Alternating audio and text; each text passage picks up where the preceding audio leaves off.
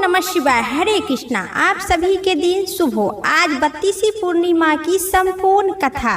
इस कथा को प्रभाव से व्यक्ति की आर्थिक तंगी से दूर होती है और उस पर मां लक्ष्मी की कृपा बरसती है। मानता है कि इस व्रत से करने से स्त्री एवं पुरुष को सभी बाधाएं दूर होती है और शादीशुदा जिंदगी में संतान सुख की प्राप्ति होती है।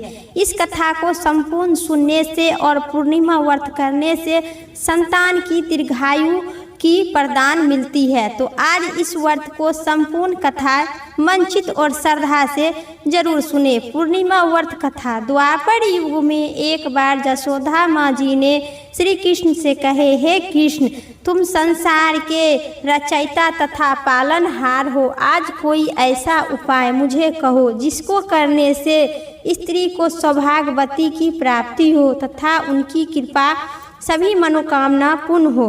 श्री कृष्ण कहने लगे, हे माता, आपने अति सुंदर प्रश्न पूछे हैं। मैं विस्तार पूर्वक कहता हूँ। सौभाग्य की प्राप्ति के लिए स्त्री को 32वीं पूर्णिमा का व्रत करना चाहिए। श्री कृष्ण कहने लगे कि इस धरती पर एक राजा चंद्रहास के अनेक प्रकार के रत्न से परिपूर्ण और कार्तिक नाम की नगरी में थे। वह पर धनेश्वर नाम का एक ब्राह्मण रहा करते थे और उनकी स्त्री अति सुशील एवं रूपवती थी। दोनों ही उन नगरी में बड़े प्रेम पूर्वक के साथ रहा करते थे। घर में कोई प्रकार के धन धन्य इत्यादि सभी प्रकार के परिपूर्ण था। उनकी केवल एक ही दुख था कि उन्हें कोई संतान नहीं था। इस कारण उसे अत्यधिक दुखी रहा करते थे। एक समय एक तपस्वी उस नगर में आए। वहाँ तपस्वी उस ब्राह्मण के घर को छोड़कर अन्य सभी घरों से भिक्षा लेकर भोजन किया करता था। एक दिन हमेशा की तरह तपस्वी भिक्षा को प्रेम पूर्वक खा रहा था कि धनेश्वर ने योगी को यह सब देख रहे थे और दोनों पति पत्नी ने मन ही मन सोच रहे थे कि यह तपस्वी भिक्षा सभी घरों से लेते हैं और हमारे घर से क्यों नहीं लेते हैं। मन में संदेश कर रहे थे कि धनेश्वर योगी से बोले, हे महामन, हे महात्मा, आप सभी घरों से भिक्षा लेते हैं परंतु मेरे घर की भिक्षा आप क्यों नहीं लेते हैं? इसका क्या कारण है? योगी ने कहे कि निसंतानी के घर की भिक्षा लेना मेरे लिए पतित के अन्न के तुलना होती है और जो पतित का अन्न खाता है वह भी पतित हो जाता है। चूँकि तुम निसंतानी हो अतः पतित हो जाने पर भय से मैं तुम्हारे घर की भिक्षा नहीं लेता हूँ। धनेश्वर यह बात सुनकर अपने मन में बहुत दुखी हुआ और हाथ जोड़कर योगी के पैर पर गिर पड़ा और तथा कहने लगा, हे महाराज, यदि ऐसा कोई आप उपाय मुझे कहो तो आप मुझे पुत्र की प्राप्ति की कृपा कीजिए। कोई उपाय बताइए। आप श्रेष्ठ है, मुझ पर अवश्य कोई कृपा जरूर करेंगे। पुत्र न होने के कारण अत्यधिक दुखी हूँ। आप मेरे इस दुख का हनन कीजिए। आप ही सर्वव्यापी है और मेरा इस दुख का समाधान आप ही करेंगे। यह सुनकर योगी कहने लगा, हे ब्राह्मण, तुम चंडिका का आराधना करो। घर पर जाकर उन्होंने अपनी स्त्री को सब वृथा कहा और स्वयं तप के लिए निकल पड़ा। वन में चला गया। चंडिका माता 16वां दिन उनको स्वप्न में दर्शन दिए और कहे, हे धनेश्वर, जा तेरे पुत्र होगा, परंतु वह 16 वर्ष की आयु में उसकी मृत्यु की प्राप्ति हो जाएगा। यदि विधि पूर्वक पुत्र का हो जाएगा। तुम दोनों पति पत्नी स्त्री पुरुष 32वीं पूर्णिमा का व्रत करोगे विधि पूर्वक तो तुम्हारी पुत्र की दीर्घायु का प्राप्त होगा। प्रातः काल होने पर इस स्थान के सामने ही तुम्हें एक आम का वृक्ष दिखाई देगा। उस पर चढ़कर एक फल तोड़कर शीघ्र ही अपने घर चले जाना, अपनी स्त्री को खिला देना। ऋतु स्नान करने के पश्चात वह स्वच्छ होकर श्री शंकर जी की और माता पार्वती जी की पूजा तुम्हारी स्त्री पुरुष दोनों मिलकर करना और भगवान भोलेनाथ को स्मरण करते हुए यह फल तुम्हारी स्त्री खा लेगी तो स्वयं वह गर्भवती हो जाएगी। यह सब सुनकर ब्राह्मण चल आम के पेड़ पर गए तोड़ने के लिए। ध्यान पूर्वक सुनकर उस फल को खा लेना, तब शंकर भगवान की कृपा से उनको गर्भ हो जाएगा। जब वह ब्राह्मण प्रातःकाल उठा तो उन्होंने उसी स्थान पर पास ही एक आम का वृक्ष दिखाई दिया जिस पर अत्यधिक सुंदर आम का फल लगा हुआ था। धनेश्वर वृक्ष पर चढ़ने लगा और उसने एक अति सुंदर आम अपनी स्त्री को लेकर दिया और उनकी स्त्री ने अपने पति की कथन के अनुसार उस आम को खा ली और वह गर्भवती हो गए। देवी जी की असीम कृपा से उसे एक अत्यधिक सुंदर पुत्र उत्पन्न हुआ जिनका नाम उन्होंने देवीदास रखा। माता पिता के हर्षोल्लास के साथ वह बालक बढ़ने लगा। भगवान की कृपा से वह बालक बहुत ही सुंदर, सुशील और पढ़ने में बहुत निपुण हो गए। दुर्गा जी की कृपा से आज्ञा के अनुसार माता ने 32 पूर्णिमा का व्रत करना प्रारंभ कर दिए जिससे उनका पुत्र बड़ी ही आयु वाला होंगे।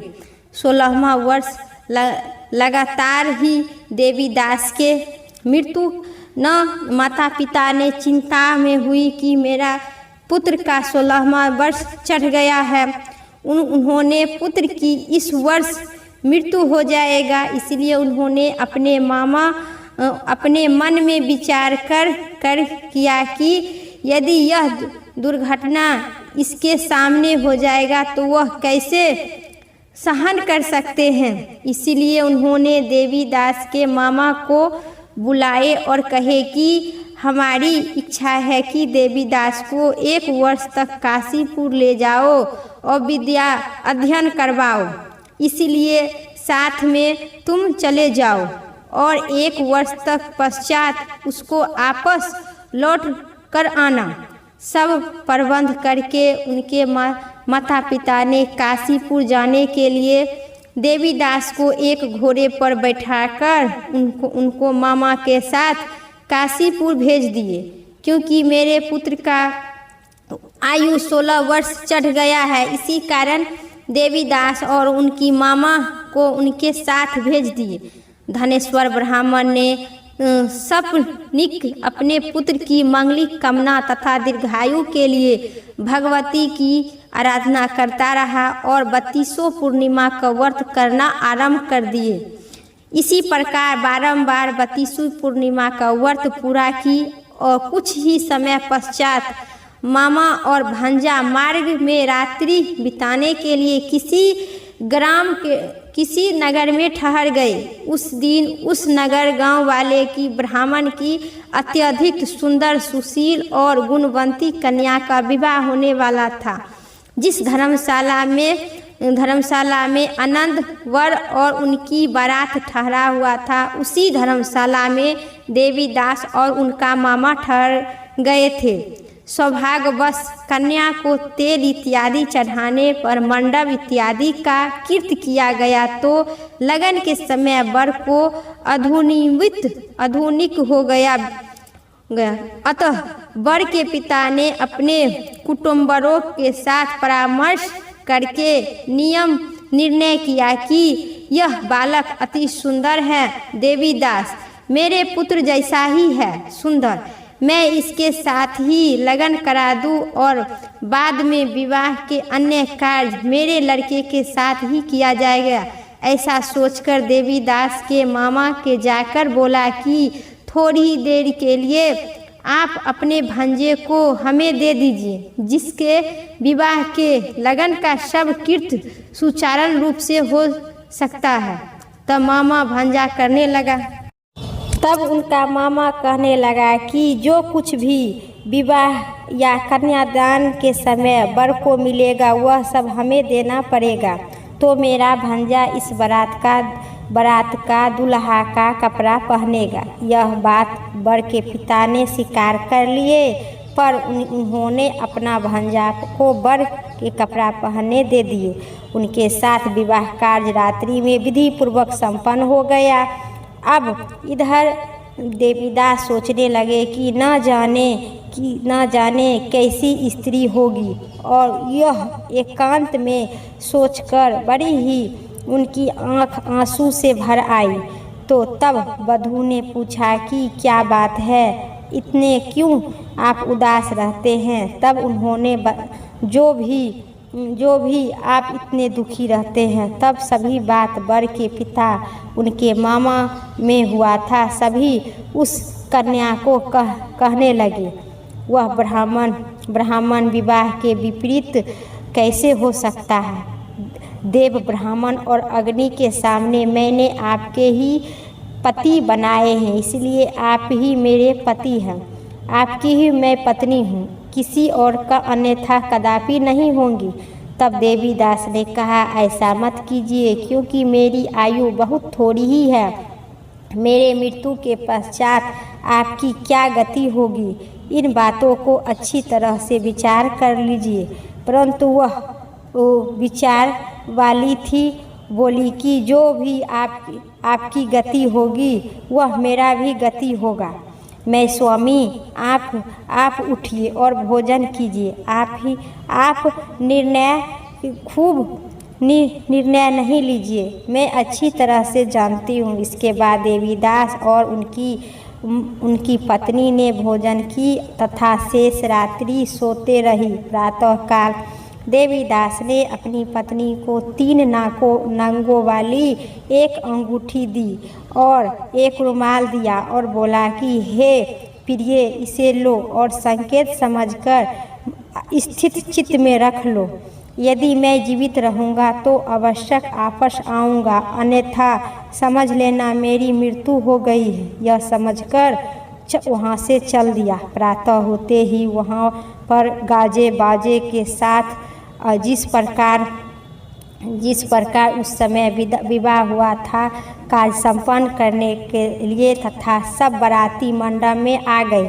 कन्या ने वर के भली भांति जाने के लिए इनकार कर दिया। अपने पिता से कहे कि यह मेरा पति नहीं है, मेरा पति तो इसके साथ विवाह नहीं हुआ है। अगर मेरा पति ये है तो कहिए कि रात्रि में इनके साथ मेरा क्या बातचीत हुई थी, कदापि इनका पति ग्रहण नहीं करूँगी।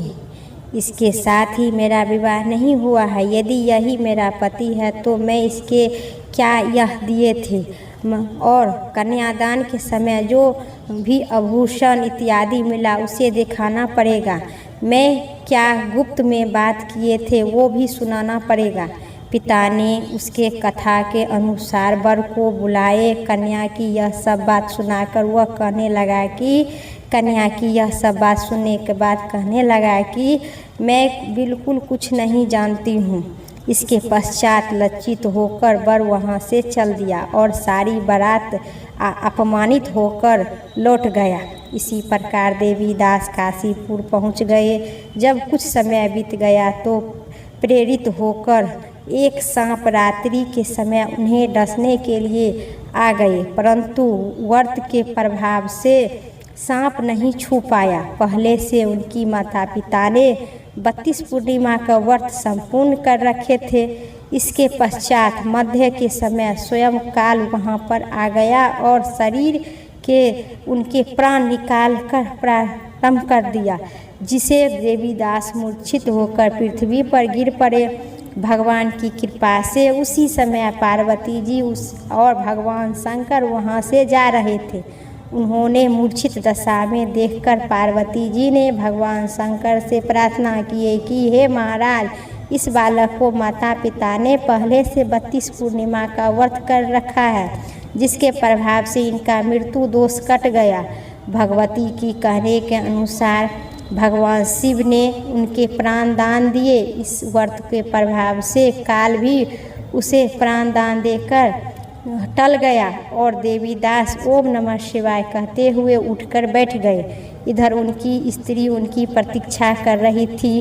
जब देवीदास को 16 वर्ष बीत गया तो देवीदास के अपने माता पिता ने भगवान से प्रण रखे थे कि मेरा पुत्र का मृत्यु हो जाएगा तो मैं इसी प्राण दान देंगे। और माता पिता भी पुत्र की राह देख रहे थे, जो मेरा पुत्र कब आएगा, भगवान को प्रार्थना कर रहे थे। मामा के साथ काशीपुर से फिर देवीदास चल दिए। उधर उनके ससुराल वाले उनके ढूंढने के लिए अपने घर जाने रहे। वहाँ दोनों मामा भांजा वहाँ पर गए जहाँ उन्होंने देखा था। ससुर बड़ी ही प्रसन्नता के साथ अपने घर ले गए दामाद को, साथ ही खूब धन के साथ अपनी पुत्री को उनके साथ विदा किए। श्री कृष्ण जी कहते हैं, इसी प्रकार धनेश्वर 32वीं पूर्णिमा का व्रत के प्रभाव से पुत्रवान हो गया। जो भी स्त्री एवं पुरुष इस व्रत को करता है वह जन्म जन्मांतर में विधवा का दुख नहीं भोगना पड़ता है और सतदैव सुहागवती होती है। यह मेरा वचन है, इनमें कोई संदेह नहीं है। इस व्रत पुत्र पौत्री देने वाला तथा संपूर्ण मनोकामना पूर्ण करने वाला है। 32वीं पूर्णिमा के व्रत करने से व्रती स्वच्छ जीवन और पुत्र पुत्री सुख संपत्ति और अखंड सौभाग्यवती की प्राप्ति होती है। प्रेम से कहिए ओम नमः शिवाय। माता पार्वती भोले बाबा की जय। मेरा कथा संपूर्ण हुआ। उम्मीद करते हैं आप सभी को इस कथा पसंद आई तो कमेंट बॉक्स में हर हर महादेव जरूर लिखें और चैनल पर नए हैं तो सब्सक्राइब करके बेल आइकन प्रेस करिए। फिर अगली वीडियो लेके आते हैं, तब तक के लिए हर हर महादेव। ओम नमः शिवाय।